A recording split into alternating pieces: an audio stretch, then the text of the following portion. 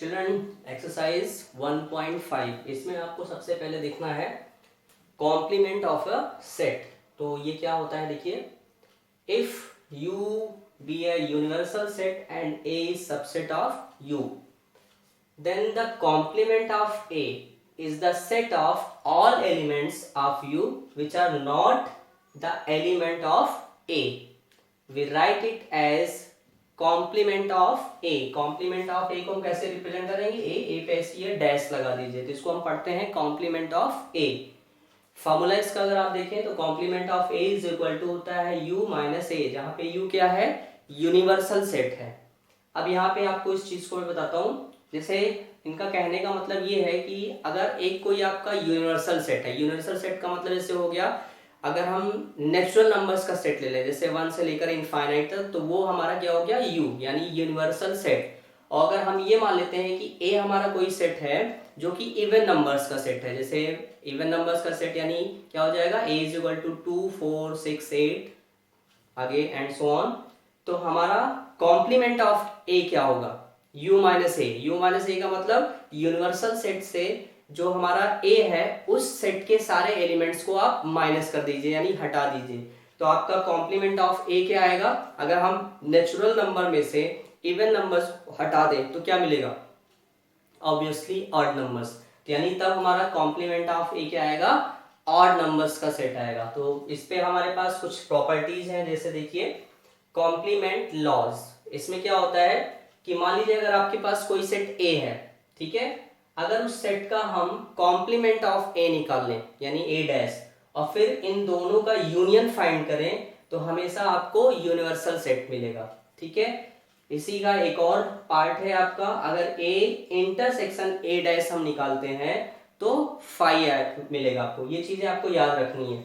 जैसे D Morgan's law, ये बहुत ज्यादा अप्लाई किया जाता है। इसमें ये बताया गया है कि अगर हम complement of A union B find करें, complement of A union B, और इधर हम कॉम्प्लीमेंट ऑफ ए निकालें, फिर कॉम्प्लीमेंट ऑफ बी निकालें और दोनों का इंटरसेक्शन निकालें, तो दोनों की जो वैल्यू आएगी वो सेम होगी। इसी तरह से ये है कि अगर हम complement of A intersection B निकालें और इधर कॉम्प्लीमेंट ऑफ ए और कॉम्प्लीमेंट ऑफ बी निकाल के उसका यूनियन निकालें, तो ये चीजें सेम आएगी। इसको आगे हम एक्सरसाइज में आपको और अच्छे से बताएंगे। तीसरा लॉ होता है हमारा लॉ ऑफ डबल कॉम्प्लीमेंटेशन, यानी अगर हम किसी सेट का कॉम्प्लीमेंट निकालें और जो कॉम्प्लीमेंट आ रहा है उसका दोबारा कॉम्प्लीमेंट निकालें तो हमें वापस से वही सेट मिल जाएगा। ठीक है, अब इस चीज को हम एक्सरसाइज में देखते हैं। जैसे मान लीजिए हमारा पहला क्वेश्चन है एक्सरसाइज 1.5 का, दिया हुआ है u यानी universal set is equal to 1 से लेकर 9 तक, फिर a है आपका 1 2 3 4, b है 2 4 6 8 एंड c है 3 4 5 6। इसमें हमें फाइंड करना है कॉम्प्लीमेंट ऑफ a। तो कॉम्प्लीमेंट ऑफ a का मतलब आपको मैंने बताया u माइनस a। तो अब यहाँ पे u क्या है? ये लिखा हुआ है आपका u है 1 2 3 से लेकर 9 तक, इसको आप ऐसे लिख सकते हैं, फिर माइनस a की वैल्यू कितनी है? 1 2 3 4। तब इसका आंसर क्या आएगा? माइनस का मतलब क्या होता है? आगे वाले सेट के वो एलिमेंट्स जो यहाँ पर ना हो। जैसे अब यहाँ पे देखिए 1 2 3 4 यहाँ पे है, यानी 5 से लेकर 9 तक यहाँ नहीं होगा, तो इसका आंसर हो जाएगा 5 6 7 8 एंड 9। कॉम्प्लीमेंट का मतलब होता है u माइनस a, और माइनस का मतलब होता है आगे वाले सेट के वो एलिमेंट्स जो पीछे वाले सेट में ना हो। तो इसका आंसर ये हो जाएगा। एक और पार्ट देखिए, तीसरा पार्ट हमें फाइंड करना है A यूनियन C निकाल के फिर उसका हमें कॉम्प्लीमेंट। तो सबसे पहले आप क्या करोगे, किसी भी चीज पे अगर कॉम्प्लीमेंट लग गया इसका मतलब आपको उसको यूनिवर्सल सेट से माइनस करना है। यानी अगर हमारा यहाँ पे A यूनियन C का होल कॉम्प्लीमेंट है, जिसका मतलब वो क्या होगा? U minus A union C। तो अगर हम बात करें तो जैसे हमारा ये u जो है यूनिवर्सल सेट है, तो u की वैल्यू हमें क्या दी हुई थी? 1 2 3 से लेकर 9 तक, फिर माइनस a यूनियन c। ये यूनियन है, ध्यान रखिएगा। यूनियन का मैंने मतलब आपको बताया था कि दोनों को मिला के आपको लिखना है। जैसे a यूनियन c का मतलब a और c इन दोनों के टर्म्स को मिला दीजिए, एलिमेंट्स को। तो ए यूनियन सी आप यहाँ से देखिए 1 2 3 4 यहाँ पे है, 3 4 5 6 यहाँ पे, यानी दोनों अगर हम कंबाइन कर दें तो हमें मिलेगा 1 2 3 4 5 एंड 6। तो आप क्या करना है, इसमें से ये माइनस करिए। तो देखिए फिर से वही चीज, यहाँ पे 1 से लेकर 9 तक है और यहाँ पे 1 से लेकर 6 तक है। तो यानी इसमें से अगर इन सारे एलिमेंट्स को हटा दें तो क्या आंसर आएगा आपका? आपका आंसर आएगा 7 8 एंड 9। ओके,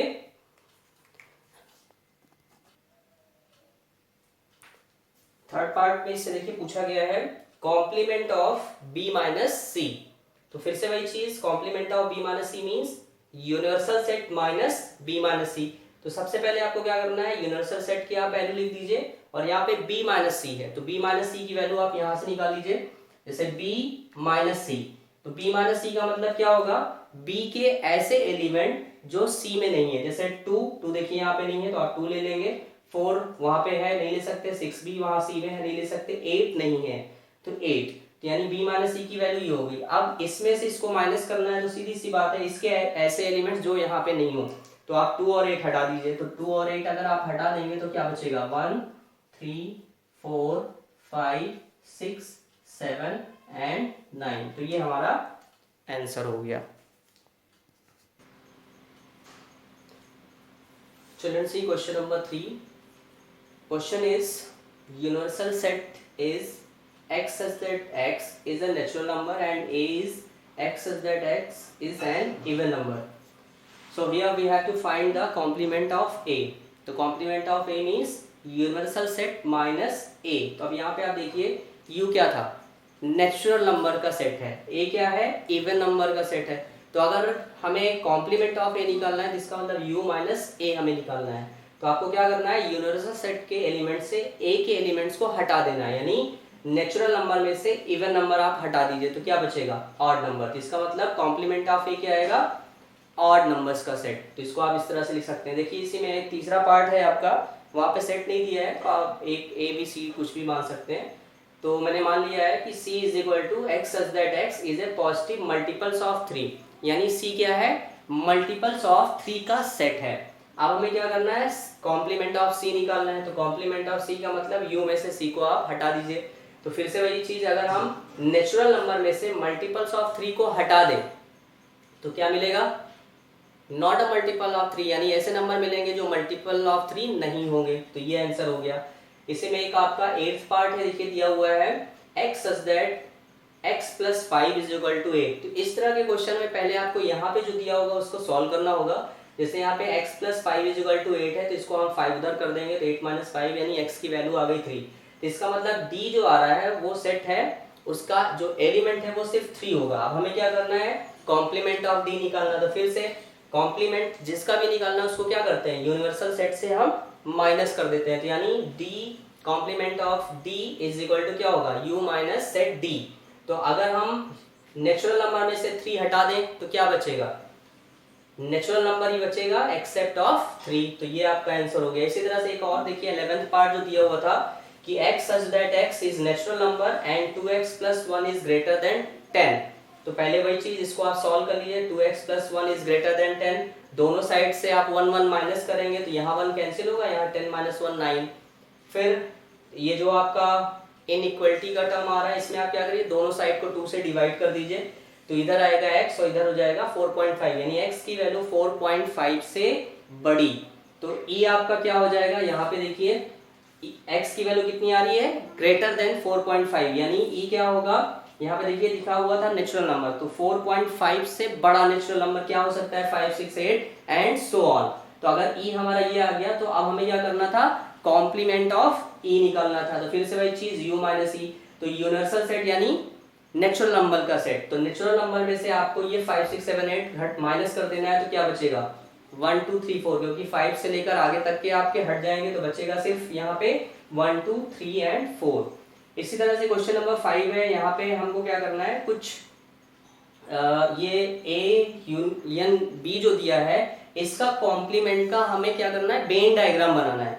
तो यहाँ पे हमें वैल्यू नहीं दी गई है, तो वेन डायग्राम बनाने का सबसे अच्छा तरीका ये है कि आप कुछ सेट ऐसे मान लीजिए। जैसे मैंने मान लिया है यहाँ पे a की वैल्यू मैंने मान ली है 1 2 3, फिर बी मैंने मान लिया है 3 4 5 6। ध्यान रखिएगा कुछ दोनों में कॉमन एलिमेंट भी आप रखेंगे।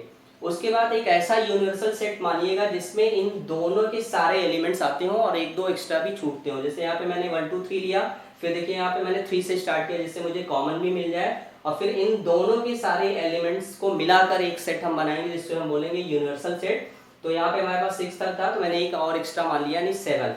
अब आपको क्या करना है, complement of A union B को वेन डायग्राम से दिखाना है। तो सबसे पहले आप क्या करिए, पहले आप ए यूनियन बी निकालिए।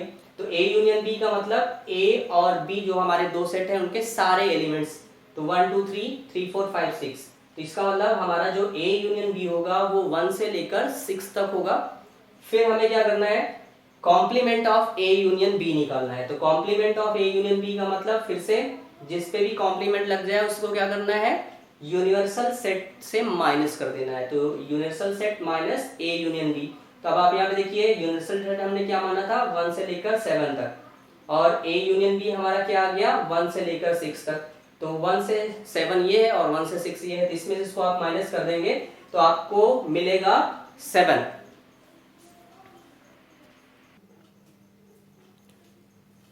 Okay children, see second part of question number 5.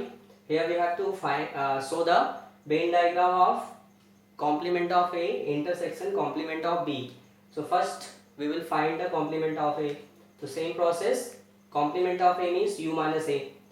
तो U हमने क्या लिया था 1 से लेकर 7 तक, तो 1 2 3 अप टू 7, और A है 1 2 3। तो माइनस का मतलब फिर से यहाँ जो U है उसके ऐसे एलिमेंट्स जो यहाँ पे ना हो, यानी 1 2 3 यहाँ पे है तो उसको छोड़ दीजिए, 4 5 6 7।